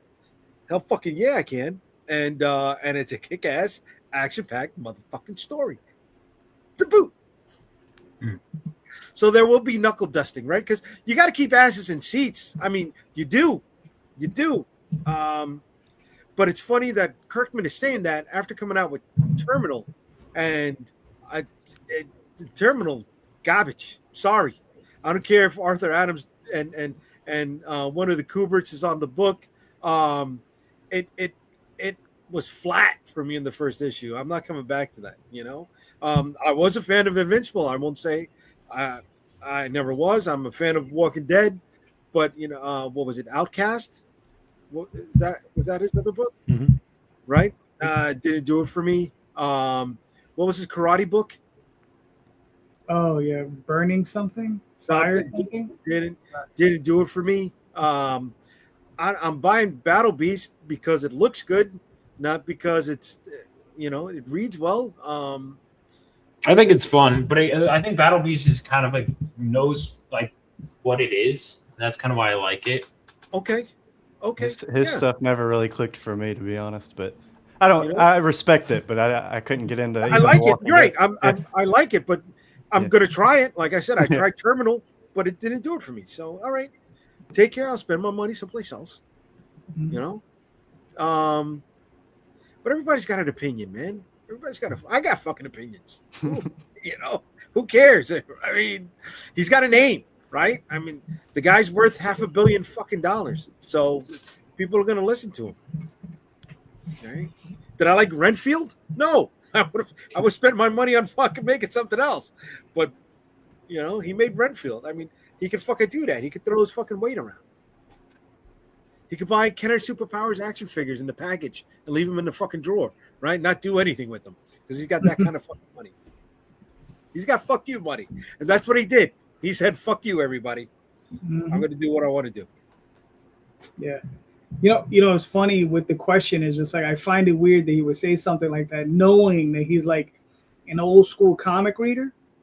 Yeah. Because I don't think he could say that about Frank Miller's work on Daredevil, John Byrne and Chris Claremont on what they did on X-Men, and George Perez and Mark Wolfman on Teen Titans. He was clear that he was talking about comics now. Yeah, I assumed he was like the people inspired by that, trying to sound like that kind of thing. Right. Yeah, but it's funny. It's like, all right, there's that stuff, and then there's Alan Moore on Swamp Thing, and then there's him on Miracle Man, and Warren Ellis on Transmetropolitan, and Garth Ennis on Preacher and those books, right? Where I think those guys may have elevated a little bit, and I think that is the stuff they're looking at and they're trying to emulate, I guess. Yeah. I don't read anything I'm from sorry, Vertigo who? DC. The guys who originally the original Vertigo guys, like those are the people they're trying to emulate. I think those are really the issue. And I think that's the style they're looking for. But they probably just don't understand what they're looking People at. don't got it. Right. They don't understand the structure, of what they're doing or whatever. I mean, who knows? I mean, like I said, I don't read any of their stuff, so I couldn't even tell you, one way or the other. But I don't know. I prefer, somewhere in the middle. You have to have action and adventure, right? Because that's the stuff I grew up on. But I also want some thought put into the book. Yeah. I want some happy medium in there. And as writers, I think that's what we should be shooting for. Somewhere in the middle, we should be shooting. We don't have to be, doesn't have to be Shakespeare, but it shouldn't be like, just anything. Mm-hmm. I concur. Yeah. Tom, what are your thoughts? Your question. So I think he's right to some degree. I have tried a ridiculous amount of books only to be bored within pages of looking at stuff. But I wonder if part of that is the boring side of it. I'm wondering if maybe the art isn't conveying and doing its part of the job. You may have an interesting story, but if the art's just square to square to square to square and people doing this and people doing this, like the information may be there, but the visual aspect of it, like it's been said in here, comics are visual medium, so play to the medium. That maybe that's part of it. But then it's like, so Battle Beast has been brought up here a couple times. When Battle Beast first came out, it was absolutely a good book. It took a character that we understood, put him in a situation that we understood, but started to tweak the situation where he was messing around with the robot and the little squid guy. And it was like a completely different sort of Battle Beast that we were getting for a period of time, like that first 6 issues. But now, and especially when Conquest is here, it's just dudes punching people in the face. And I'm now bored with them punching themselves in the face. And but again, part of that is because we also know neither of these guys are dying, because this is a prequel story. Right. So we know that there's nothing significant is happening here, which makes that aspect even worse. It can be fun. Ryan Otley is doing a hell of a job artistically and visually, and that's what keeps me going, is like, God damn, this guy just doesn't miss with what he does. But the story almost disappeared from those first 6 issues. And so I've become now more bored with the book. So that's why when he said that the intellectual books were boring, I'm like, yeah, but dude, punching people in the face for 3 issues. I mean, there's a limit. You gotta bring me back to that part of the story that was really working for me, because you've almost thrown it away. So, again, it's an interesting comment. I don't necessarily disagree with it, but I was just curious if anybody had, maybe had some thought process as to that type of thing. And yeah, Terminal, that first issue of Terminal was like, what are we doing? Like, this is really not, this is not top notch. Doesn't mean it doesn't have room to grow. Of course it does. It has amazing creators involved with it, but it was kind of flatline for me. I do have issue 2, but really only because of the Art Adams cover. I grabbed that, and we'll read it and see if it bumps, and hopefully it bumps. But yeah, I don't know. It was an interesting statement from a guy who's at the top of his game, and it kind of makes me wonder, like like you were saying, Rosario, like he's got the name, he's got the recognition, he's got the brand. So are we just selling hype at this point? Are we just selling a name and a hype, and it just sells because, and we can't look at it and go, well, it's sold, but it's not really very good.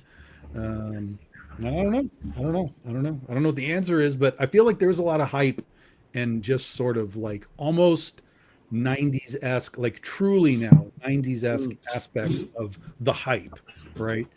We weren't doing like really variant covers back in the day like we're doing now. That was not a thing. It was all collector based, but they were all basically buying one issue, one cover.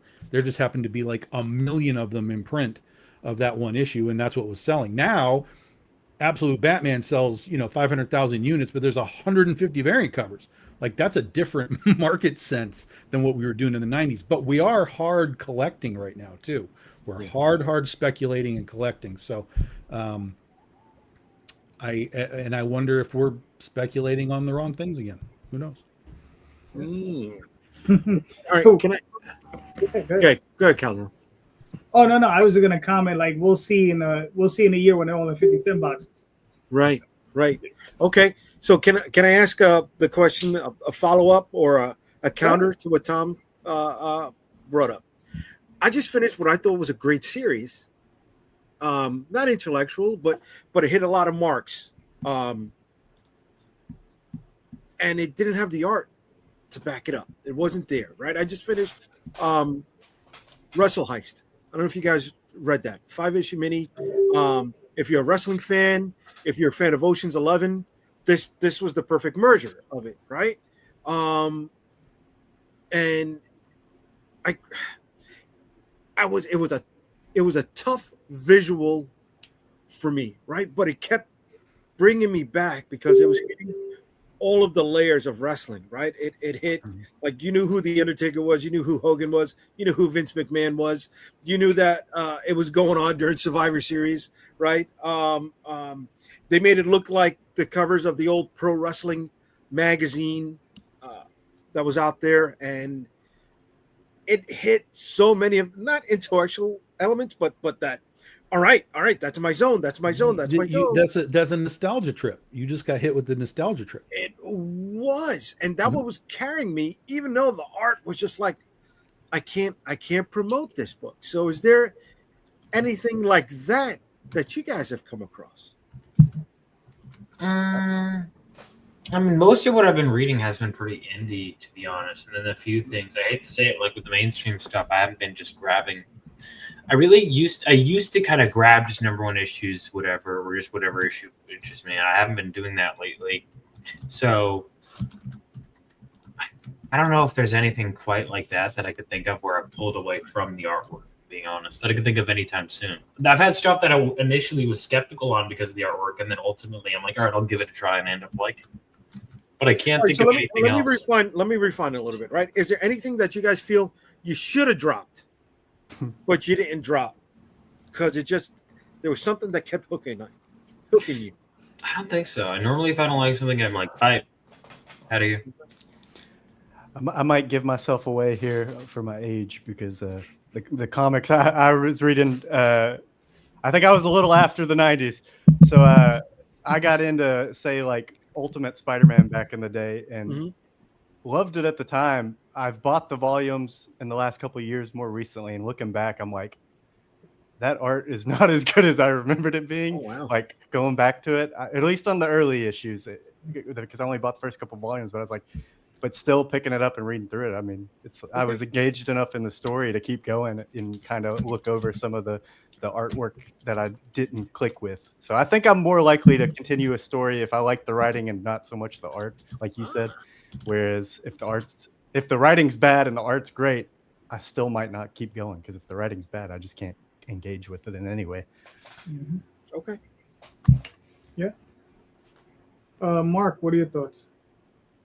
I'm the type of reader who probably wouldn't even, if the artwork didn't click for me, I wouldn't even pick up the issue. Which that wrestling book you mentioned, that sounds amazing to me because I'm a huge wrestling fan.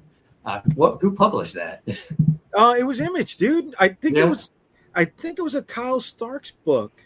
Yeah.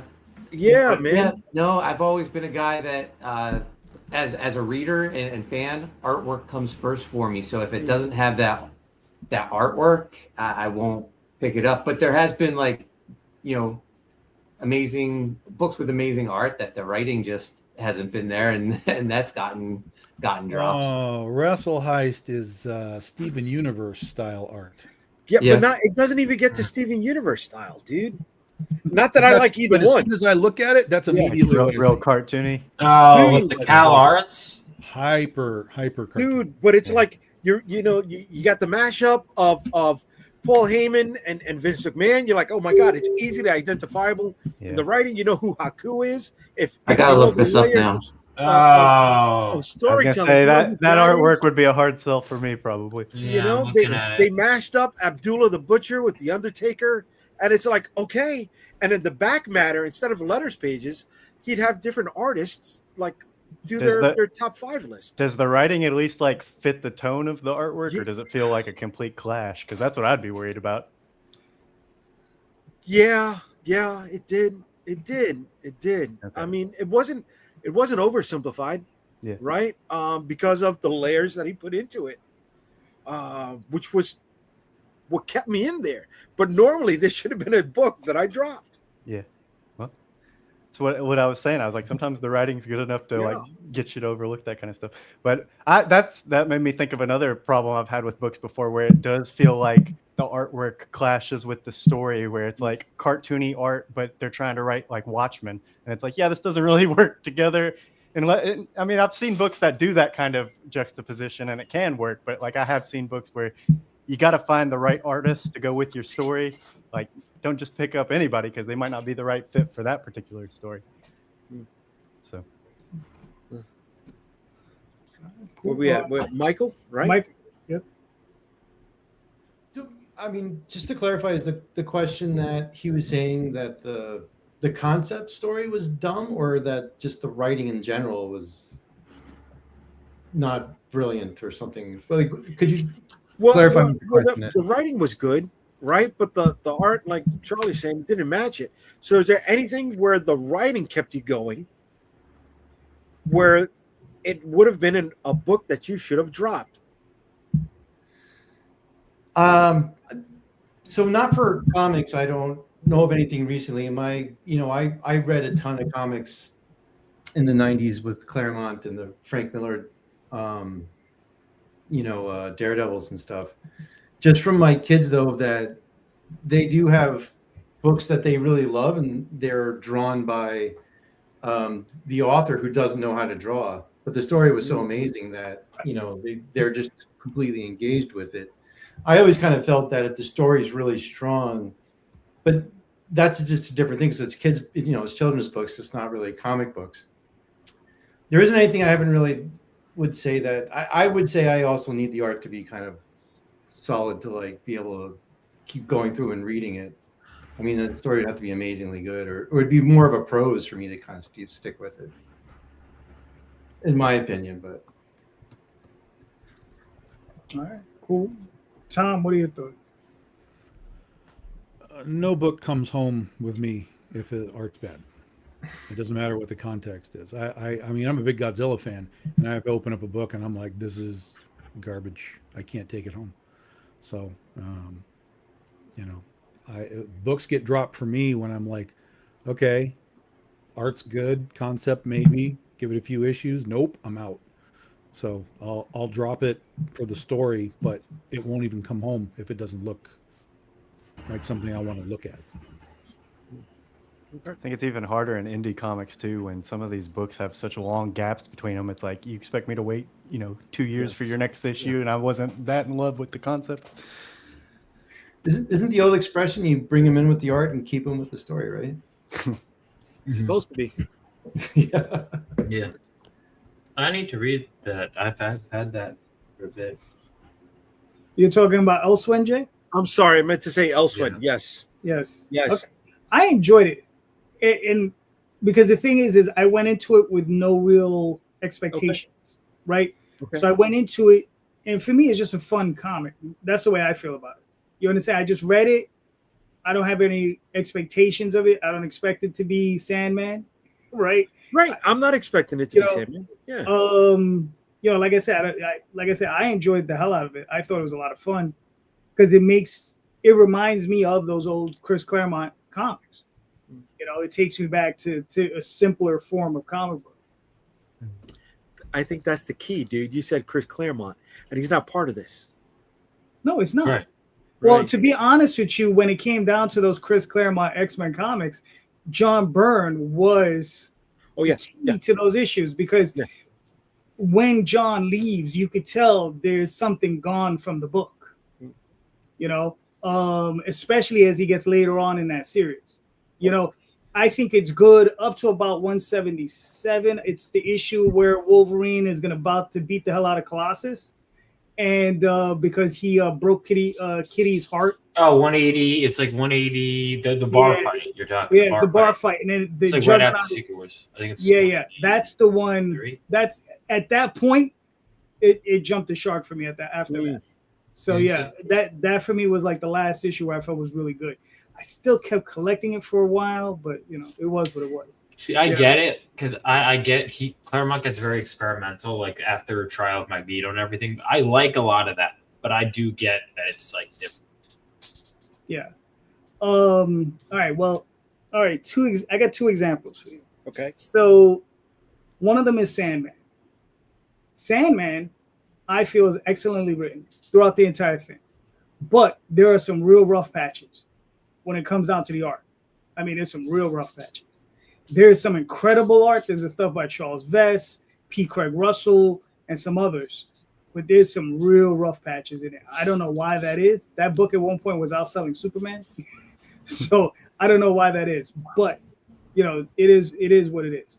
Another one is one that I recently read. It was a book out of Dynamite. It was based on one of their Hanna-Barbera family of books. And the artwork was drawn by someone whose work I regularly collect in another series that they do, but it looks like they just didn't like they were probably getting paid such a low page rate. They were like, well, this is the amount of work you're gonna get for me for what you're paying me. Gotcha. Right? That's what the artwork felt to me like. Like it just felt like they're not, because I've seen them do other stuff that was way better, and I'm just like, yeah, I just think that like he has a time limit. He's like, okay, well, you're gonna pay me X amount, and I'm only gonna give you X amount of hours on that page, and yeah, and then the writing in it was just horrible. I mean, it was like a fun, really, it's like one of the Hanna-Barbera cartoons, you know, and it's like that stuff for me is like it's like an open playground. Like that's just like that stuff is just open. You can just go out there and do almost anything and have a great time with it.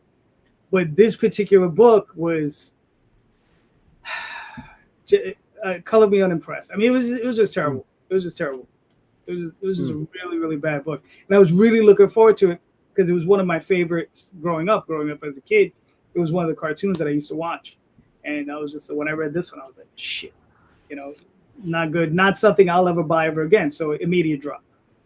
Does it bother you guys ever if like a series is constantly changing artists? Will that keep you off of reading anything? Or does that not bother you too much? Depends on if the replacements are good or not. Yeah, Right.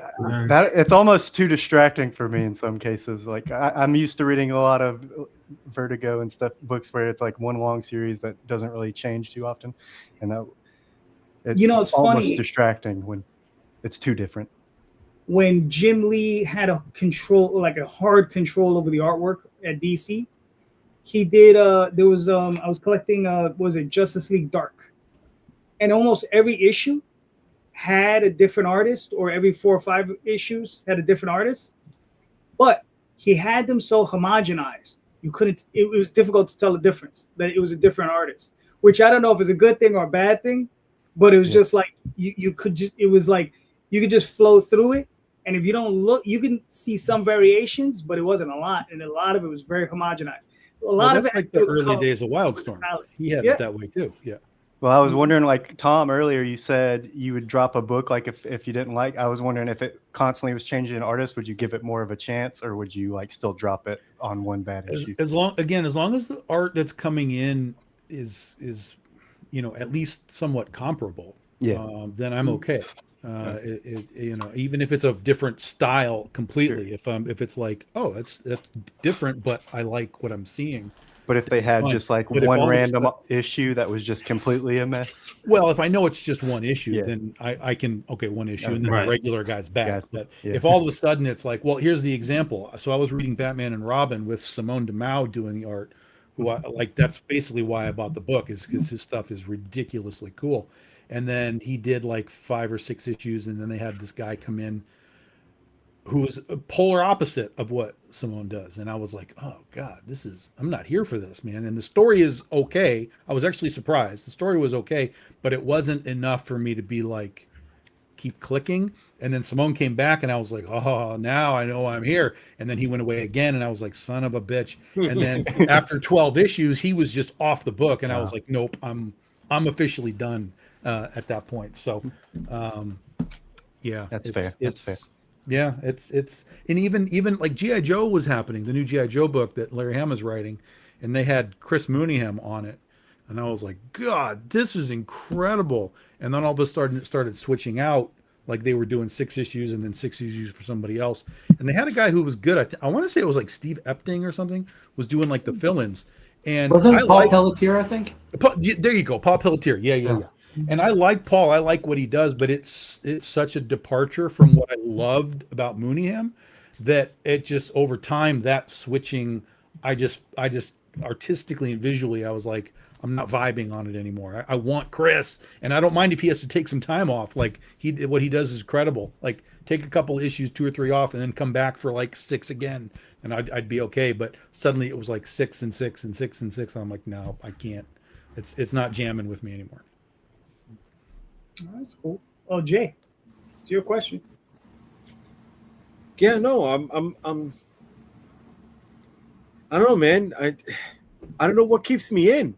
I don't know. I can't it's book to book basis, right? I can't say it's the art. I can't say it's the story.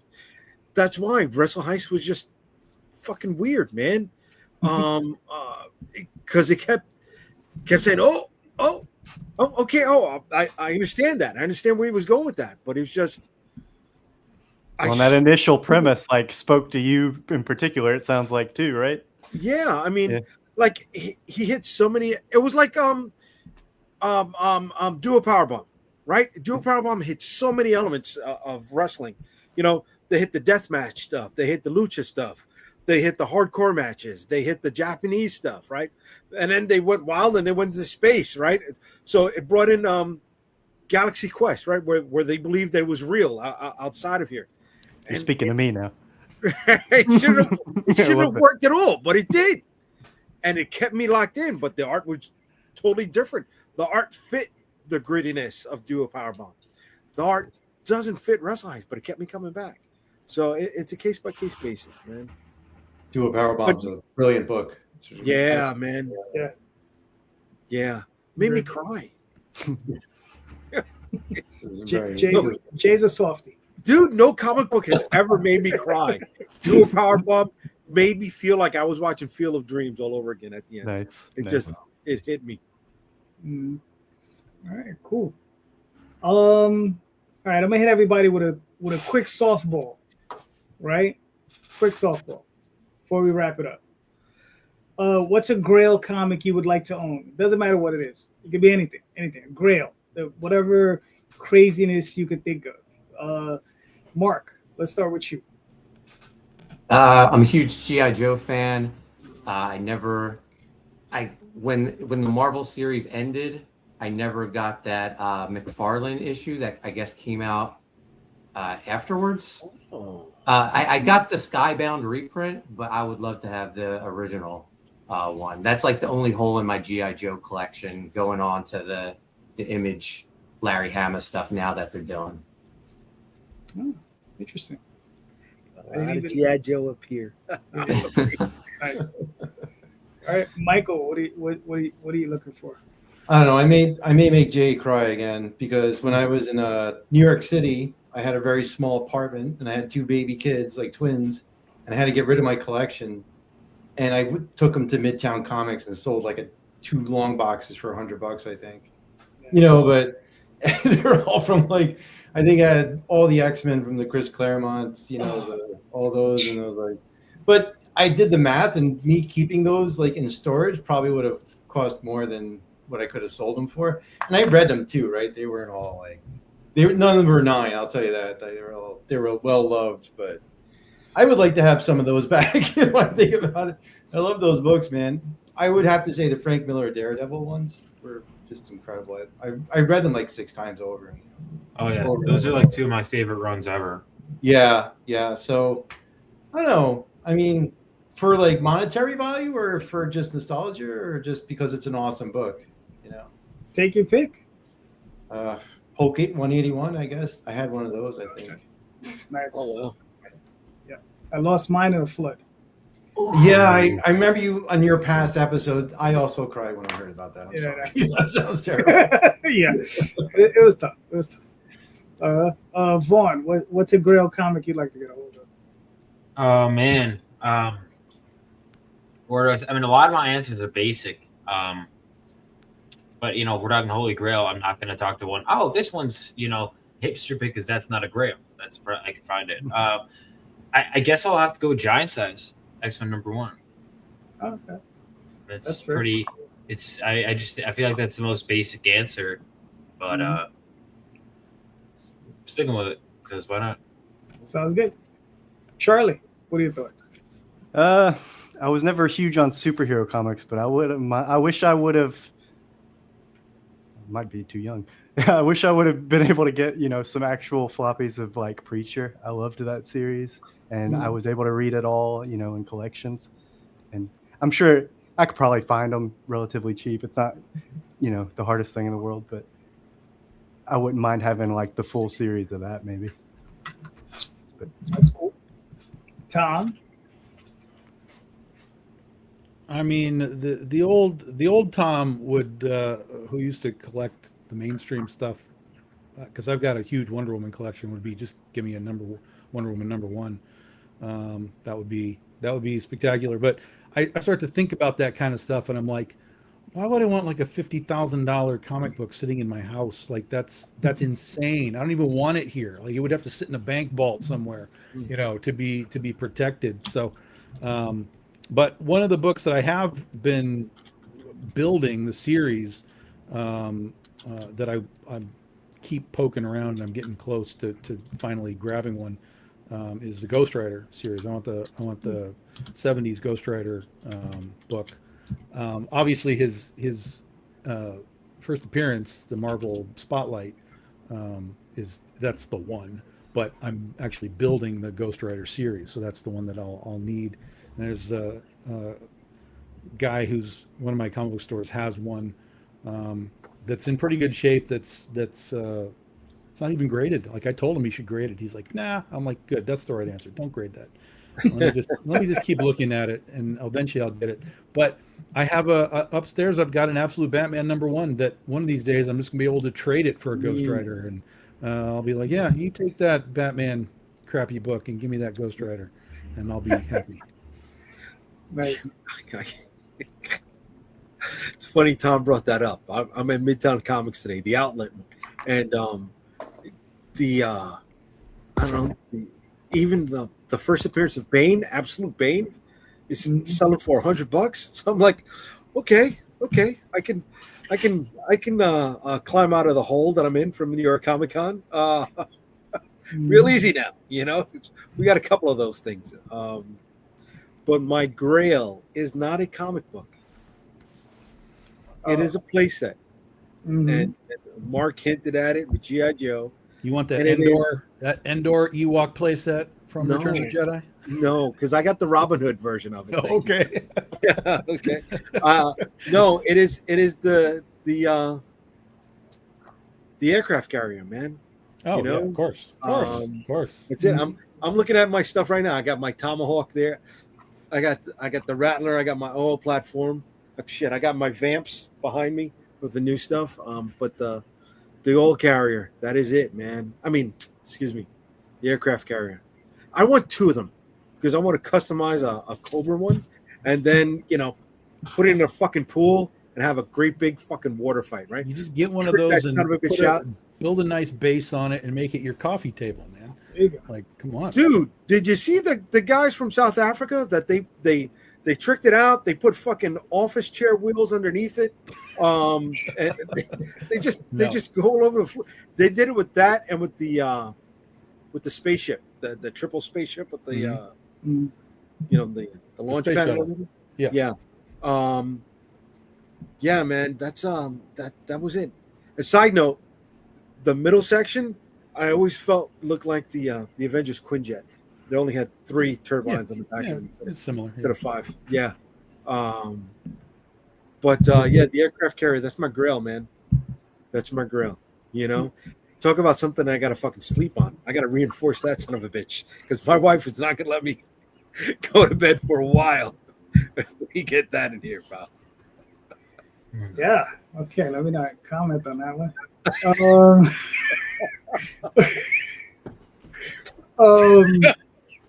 I'm gonna put the mic in the. We'll forget it. Let's do that. I don't want to work blue tonight.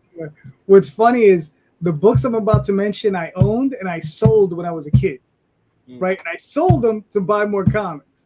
So the books that I bought off the rack and read was Daredevil 168, right? And I sold it.